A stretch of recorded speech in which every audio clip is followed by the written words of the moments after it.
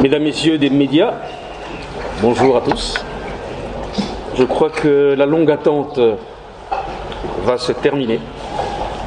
Je vais vous faire lecture de l'ordonnance numéro 21-006 du 14 février 2021 portant nomination d'un Premier ministre. Le Président de la République, vu la Constitution telle que modifiée par la loi numéro 11-002 du 20 janvier 2011 portant révision de certains articles de la Constitution de la République démocratique du Congo du 18 février 2006, spécialement en ses articles 78, 79 et 90.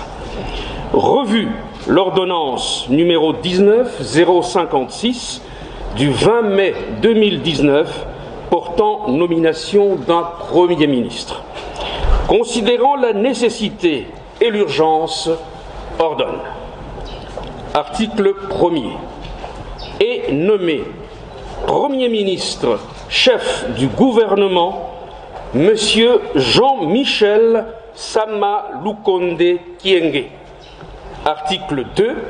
Sont abrogées toutes les dispositions antérieures contraires à la présente ordonnance qui entre en vigueur à la date de sa signature, faite à Kinshasa le 14 février 2021, Félix Antoine Tshisekedi Tshilombo, pour copie certifiée conforme à l'original le 14 février 2021, le cabinet du Président de la République, Guilain Nyembo Mbouizia, directeur de cabinet. Je vous remercie.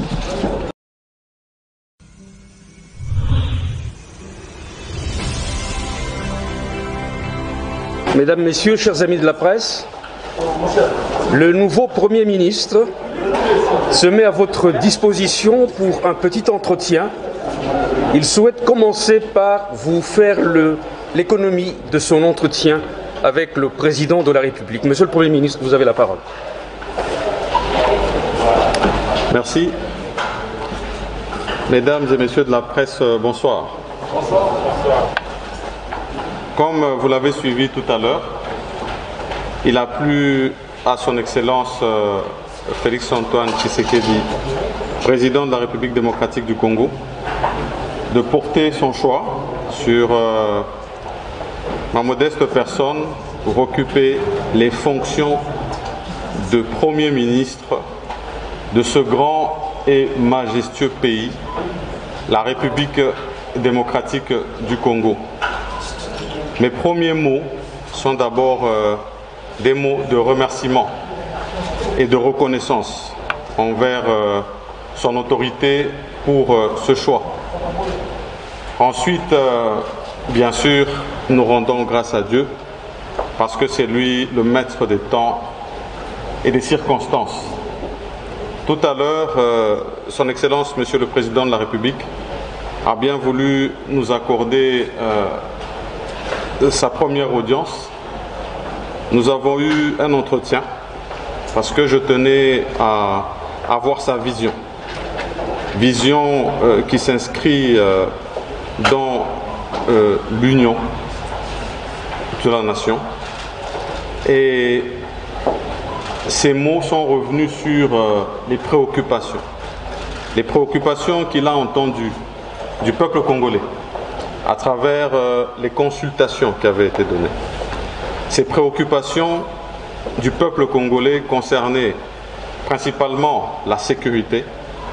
Et comme vous le savez, ça va être un des domaines prioritaires, particulièrement à l'est de la République démocratique du Congo et dans le Katanga. Ensuite, comme vous le savez, à côté des questions sécuritaires, nous avons des questions sociales, des questions de développement, des questions de justice pour tous, d'accès à l'enseignement. On est revenu sur la question de la gratuité, comme vous pouvez bien vous l'imaginer, de la question de la santé et l'accessibilité à des soins décent pour tous. Et quand vous regardez toutes ces questions, elles demandent à ce que l'État puisse se doter des moyens de sa politique.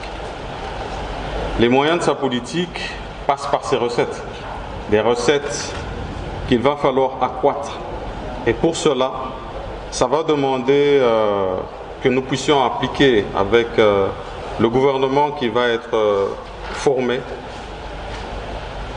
des pratiques de bonne gouvernance à outrance, de rigueur, de lutte contre les antivaleurs et contre la fraude en général. Nous avons pris l'engagement de répondre à l'appel du chef de l'État dans ces secteurs et nous allons nous mettre au travail dès à présent.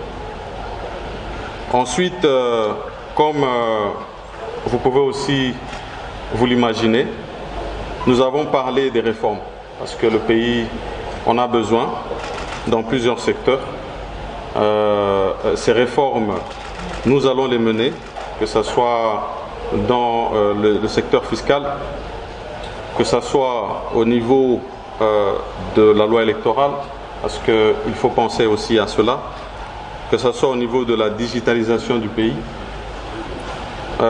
Tous ces grands défis et ces grandes réformes qui doivent venir, nous espérons le faire sous, bien sûr, le contrôle bienveillant du Parlement.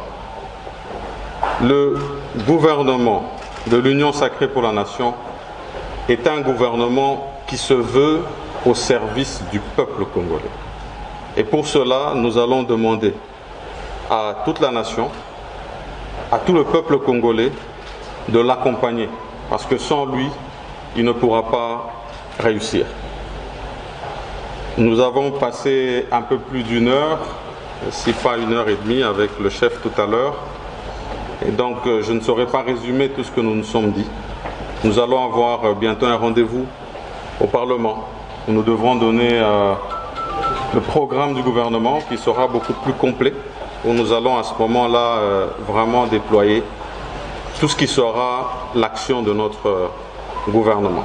Donc, je tenais d'abord à faire ce résumé succinct en rappelant bien sûr que tout cela va se faire dans un contexte où nous vivons la pandémie du Covid-19 et où nous allons rappeler à tous que c'est important que nous puissions respecter les mesures barrières et que nous devons lutter contre un seul homme, contre cette pandémie.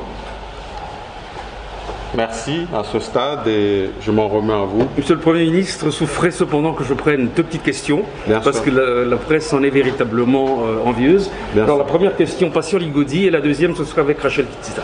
Merci. Monsieur le Premier ministre, on voit très bien que le temps court. Quand est-ce qu'on pourra avoir votre équipe et quelle est votre opinion par rapport à la taille de votre futur gouvernement? Je vais commencer par la taille. La taille du gouvernement a été déjà plus ou moins énoncée par la volonté de son Excellence Monsieur le Président de la République en disant que ça devrait être réduit.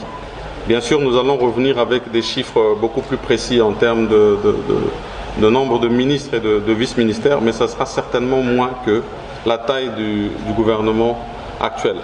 Pour le reste, nous allons nous mettre le plus tôt en contact avec l'informateur qui va nous donner les résultats des travaux qu'il a fait parce que ça nous donne les forces politiques en présence et ça va nous permettre de discuter avec les différents responsables.